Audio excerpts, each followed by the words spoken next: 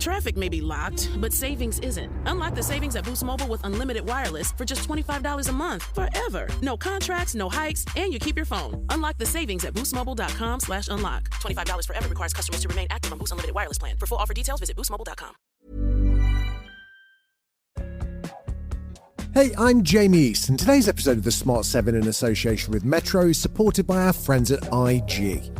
Now, if you're someone who juggles money across multiple accounts, an ISA here, a GIA there, maybe a trading account you set up on the side, you'll know how frustrating managing it all can feel. Well, IG's just launched a brand new app that fixes exactly that. With IG's unified wallet, you can fund across all your accounts from one place, see your total portfolio at a glance, and move between investing, trading, and more, all without the hassle of logging into multiple accounts. One app, every product. And on top of that, IG charges no annual fees and zero commission on stock, shares and ETFs, so more of your money stays invested rather than being chipped away at by the platform that's supposed to be helping it grow. IG's the investment platform that backs you. Download the app and get started. IG Trade. Invest. Progress. Your capital's at risk. Other fees may apply. It's Saturday, 1st of August, I'm Jamie East, and this was a week that saw Andy Burnham continue his policy rollout, President Zelensky visiting Washington, wildfires spread across Europe, and tributes after the tragic death of Irish musician Glenn Hansard. Grab a cup of something hot, put up your feet, and get up to speed on the 7 biggest stories of the week. This is the Standout 7 from the Smart 7. It's news, but not the news. New Prime Minister Andy Burnham has hit the ground running, rolling out a wave of new policies, and he sat down for a formal interview with the BBC on Sunday, where he was happy to rule out any prospect of a general election anytime soon. There is no early general election, so we're in a parliamentary democracy, so that is what people voted for, and I will honour that manifesto. And while he might not fancy an election, there was good news on Monday as a tracking poll from More in Common showed Labour up by 4 percentage points in the last week, putting them ahead of Reform for the first time in more than a year. The PM said he wouldn't get carried away, but that he was happy to see that he had connected with people. Monday also saw Burnham meet with Ukrainian President Zelensky for the first time in Portsmouth as Zelensky heads to the US for Senator Lindsey Graham's funeral and a face-to-face meeting with Donald Trump. Burnham was sounding positive about the first chat. I thought I would get on well with him, and I did. And this is going to be a close partnership. I intend to visit soon. The PM continued his rollout of new policies on Tuesday, this time focusing on education and training. The UK currently has more than 1 million people aged between 16 and 24 who are categorised as NEET, that is not in education, employment or training. The new plan will see a focus on apprenticeships and targeted support for parents on benefits to encourage their kids to start apprenticeships. The new bursary will replace any universal credit payment lost when someone starts a job. The PM was in a high-vis vest visiting Alstom Transport in Derby, and he says it's time to change the focus for young people. We've had a system built for too long around the university route, and it sends a message to some young people that they're some kind of second-class citizens. And it's just not right. They need an education system that works for them as well. The Tories have backed the proposal, but once again wanted to know how it would be funded. Work and Pensions Secretary Pat McFadden says there's a mindset change needed. The future that we want to see is one where whether people go to university or whether they take a technical pathway, that both of those things are given equal status. Wednesday saw the PM on the road in North London looking to tackle one of the most complex issues successive governments have faced, social care. He's proposing a new national care service and closer integration with the NHS, while he's also asked Baroness Casey to speed up her social care review by 12 months. I think social care in England is as unfair as American healthcare. The vulnerable pay with everything. And, that flaw has been in place for a long, long time. And common sense says it can't be fair. He hasn't ruled out tax rises to fund the required changes, but he says he's hoping to squeeze more out of existing budgets first. He's also reached out to other parties for support, holding meetings with Lib Dem leader Sir Ed Davey and Tory Shadow Health Secretary Stuart Andrew to try and secure full backing for the potential changes. Ed Davey, a long-time social care advocate, says a cross-party process makes good sense. The only way we're going to get a sustainable solution which will help carers, people who are being looked after, elderly people, disabled people, and help the NHS is if all the political parties can agree. And while Andy Burnham's had a busy second week in number 10, things weren't made any easier when Donald Trump suddenly entered the chat. A GB News reporter made their way into the Oval Office and managed to ask a few questions of the US president, including about the UK and immigration and about Trump's phone call with Burnham. The US president was pretty positive about one aspect of the call in particular. Well, he did say one very good thing. He said he's going to open up North Sea oil. If he does that, you're going to be a wealthy country. If he does it reasonably.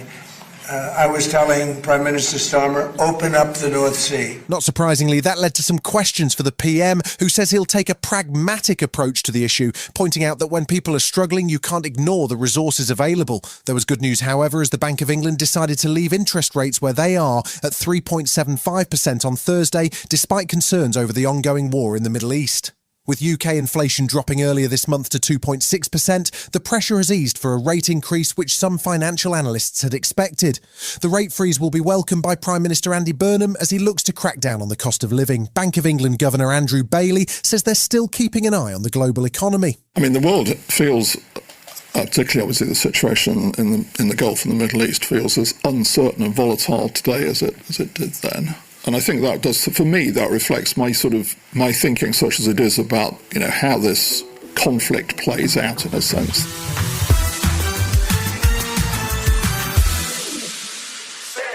This week saw Donald Trump struggling to work out what to do next about the war he started with Iran.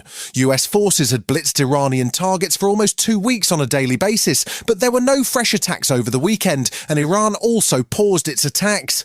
It wasn't clear what was behind the pause, although speculation suggested that the US is worried about its weapons stockpile, and the bombardment seems to have had no significant impact as the Strait of Hormuz remains blockaded by both sides.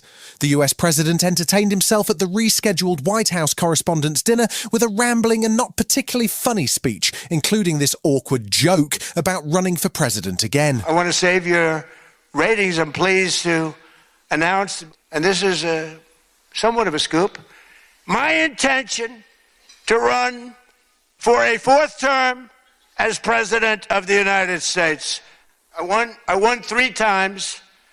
Now I'm going to do it again. Spare a thought for the man who has to find a way to connect with Britain's most significant partner, new Defence Secretary Wes Streeting, who was putting on a brave face on Sunday. You build that relationship over time. You get to know each other and you build trust over time. And there are global challenges that we can only meet by working together. That's the unique nature of this relationship that we have with the United States. Monday saw the Pentagon quietly update its database of American troops wounded in Donald Trump's war on Iran. The current total stands at 624, although only just over 400 of those are directly attributed to Operation Epic Fury. The splitting of categories between Epic Fury and what is now referred to as overseas operations drew criticism from former military professionals and outgoing Republican Congressman Thomas Massey. The pause in attacks between the US and Iran continued, and Donald Trump spoke to the media on his new Qatari Air Force One about the conflict on Monday evening. I have plenty of time. Their whole shoreline's wiped out. The strait is in very good shape. And we're talking right now. They wanted to talk. The people said, please don't drop, don't shoot, don't do it. We're having good talks. Tuesday was a busy day in Washington as leaders gathered for the funeral of Senator Lindsey Graham. The South Carolina senator died suddenly on the 11th of July, shortly after he returned from a visit to Kyiv, where he was working on a new sanctions package for Russia. His funeral saw both Ukrainian President Zelensky and Israeli PM Netanyahu in Washington, where both leaders met separately with President Trump before the official ceremony. Unusually, there was no press gathering for either visit, but Trump did call Fox News on Tuesday morning to talk about Graham, an update on what he says is a new deal agreed with Iran. I just want, very simply, they cannot have a nuclear weapon. Very simple. And they've agreed to that, essentially. We have to get them to, make it formal. Right. But they've agreed to it. Away from the war in Iran, Dr. Anthony Fauci was back in the spotlight on Wednesday. He spent nearly 40 years as the US government's top infectious disease specialist, but he's become a focus of anger for COVID conspiracists in the years since the pandemic. Joe Biden was so concerned about MAGA Republicans' hatred of Fauci that he preemptively pardoned him before he left the White House in a bid to protect him from future investigations. That strategy failed, and US Senator Rand Paul finally got Dr. Fauci into a congressional hearing on Wednesday where there was real anger from Republican Senator Benny Moreno. It was about 6 years ago today that I decided I'm going to give up my businesses, sell them all, run for office, run for the United States Senate. Here I am sitting in front of you 6 years later saying, who the do you think you were for doing that? The dispute largely focuses on where COVID came from, either a food market or a research lab in Wuhan, China. But apart from suggesting that Senator Paul had an unhinged obsession with him, Dr. Fauci wasn't giving an inch. What day of the week is it today? What color's the carpet in front of you? On the advice of counsel, I respectfully decline to answer based upon my rights under the Fifth Amendment to the Constitution. The crisis in the Middle East appeared to be deepening once again as the US struck targets in Iraq and Iranian proxies, the PMF, on Wednesday. It came after what appeared to be a surprise attack on US bases early on Wednesday morning that focused on a US airbase in Jordan. US Central Command says all missiles were intercepted, but Donald Trump vowed to hit Iran hard and warned they're going to take a beating. Speculation continues that Russia is providing Iran with targeting details to assist in hitting US bases in the Middle East. But when asked by the media, President Trump said he'd have to ask President Putin. That answer outraged defense analyst and former US ambassador to Russia, Michael McFaul. Russia and Iran are allies. They coordinate, they sell weapons together. I can't imagine that there's not intelligence sharing. Number two, what is he saying? We'll find out. How come he doesn't know?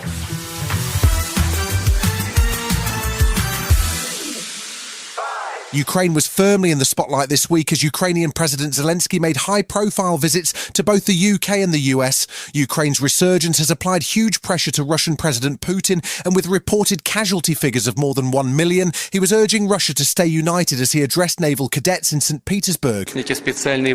Our special military operations are supported by our entire people, our entire society. We will achieve our goals, and together we will do everything for victory for Russia.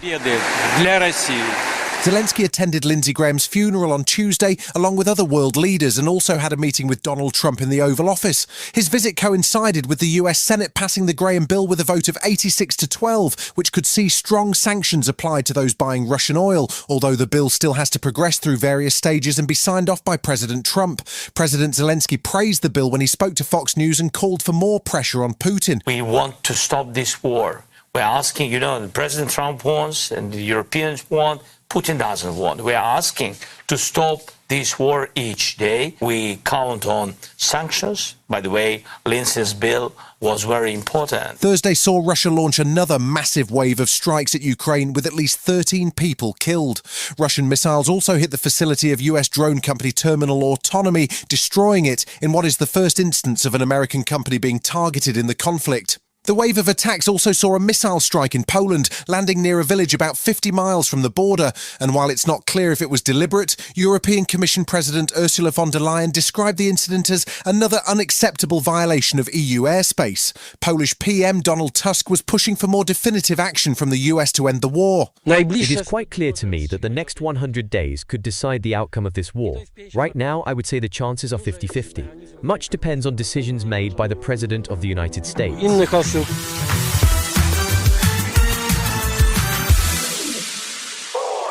This week has seen authorities in France and Spain struggle to contain wildfires that forced almost 400,000 people to flee their homes.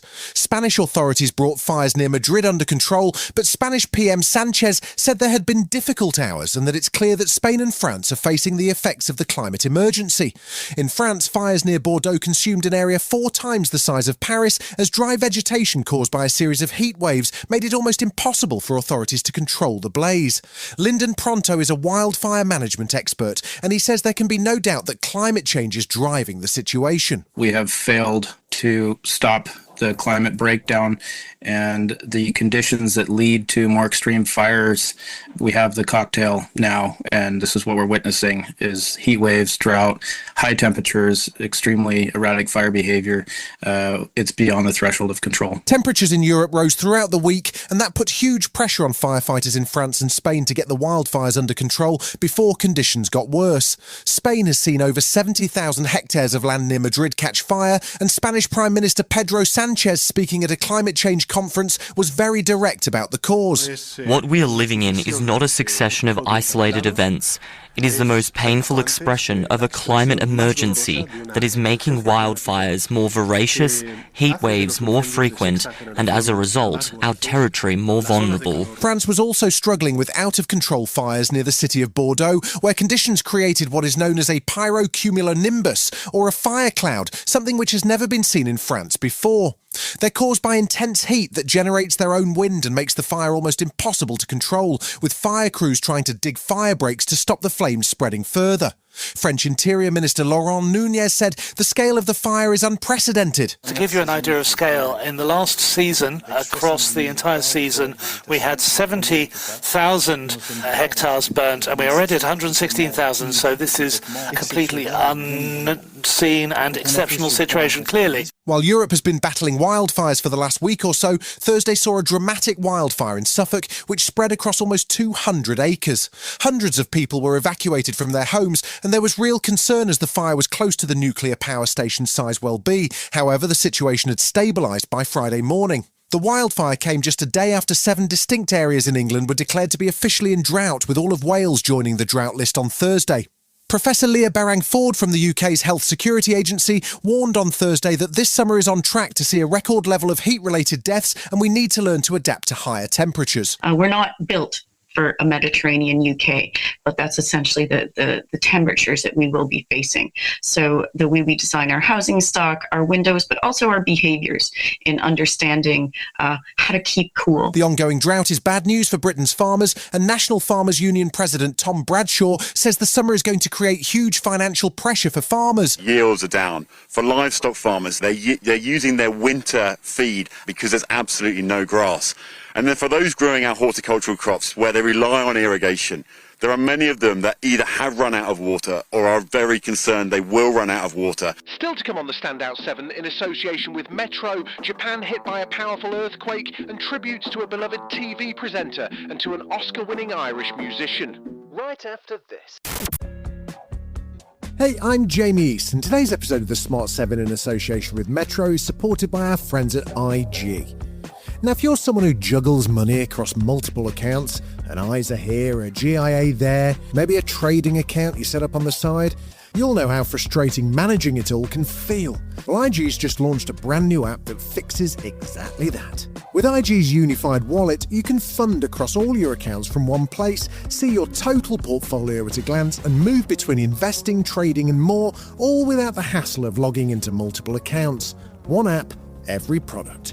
And on top of that, IG charges no annual fees and zero commission on stock, shares and ETFs, so more of your money stays invested rather than being chipped away at by the platform that's supposed to be helping it grow. IG's the investment platform that backs you. Download the app and get started. IG Trade. Invest. Progress. Your capital's at risk. Other fees may apply.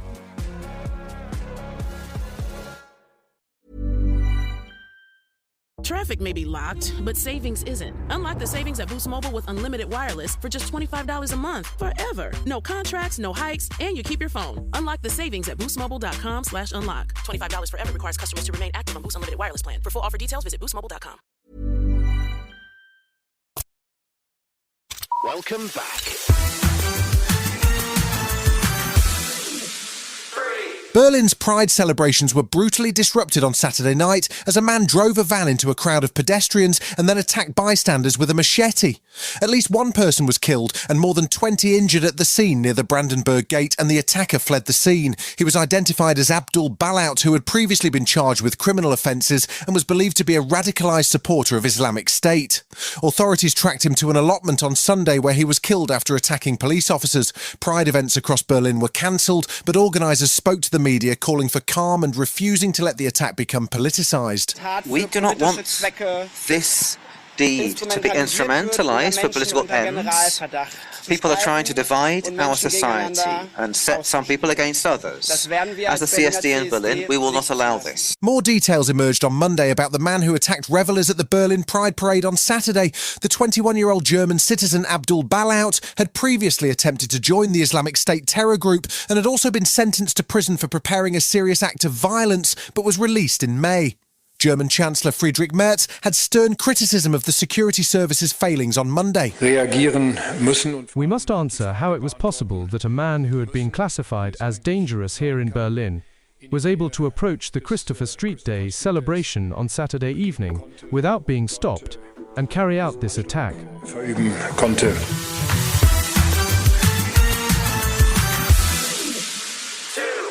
A powerful earthquake struck southern Japan on Tuesday, measuring 6.8 on the Richter scale, and it left hundreds injured and at least 34 dead. The quake, which hit Kumamoto Prefecture on the southern Kyushu island, caused severe damage with power outages and damages to roads and bridges. People were trapped in a shopping mall which collapsed and rescuers worked through the night to free them. Japanese Prime Minister Sanae Takaichi said it's been a race against time to find and rescue those who were trapped, but that her administration is working at full speed. I ask everyone to take action to protect themselves, including evacuating to a safe location. The Takaichi administration will do our utmost. We will respond with the full force of the government, prioritising human lives above all else.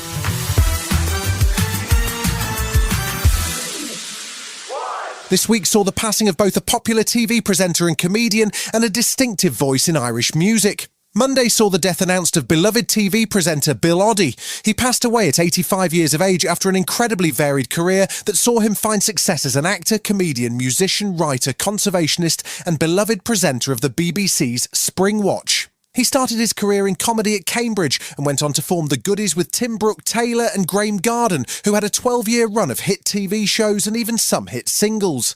He was a lifelong bird watcher, and his enthusiasm for wildlife saw him spend 25 years presenting nature shows for the BBC. He was awarded an OBE in 2003 for services to wildlife conservation. He spoke back in 2021 about The Goodies, who were seen at the time as rivals to Monty Python, but he said it was more complicated than that.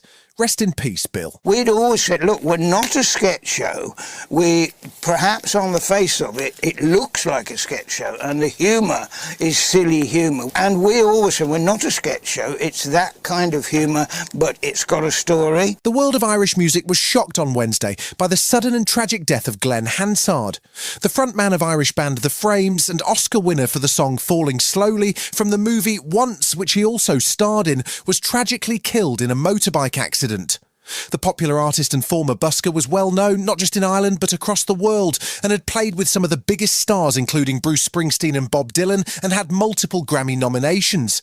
He was a passionate campaigner and advocate for the homeless and hosted a legendary busking event every Christmas Eve on Dublin's Grafton Street.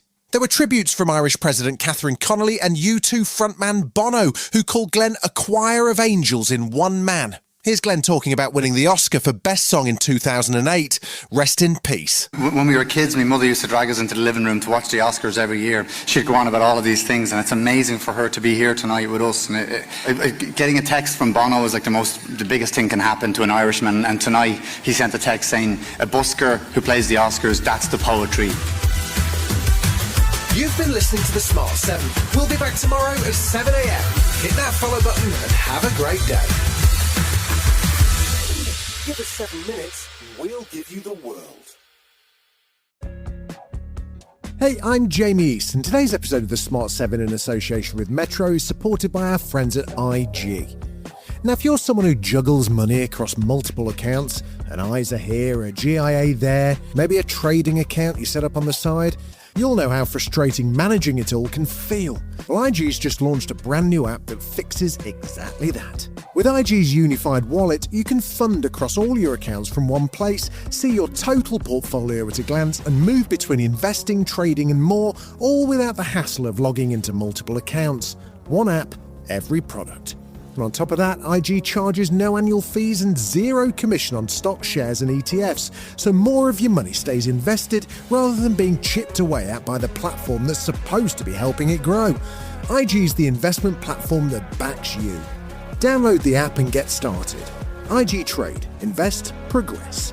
Your capital's at risk. Other fees may apply.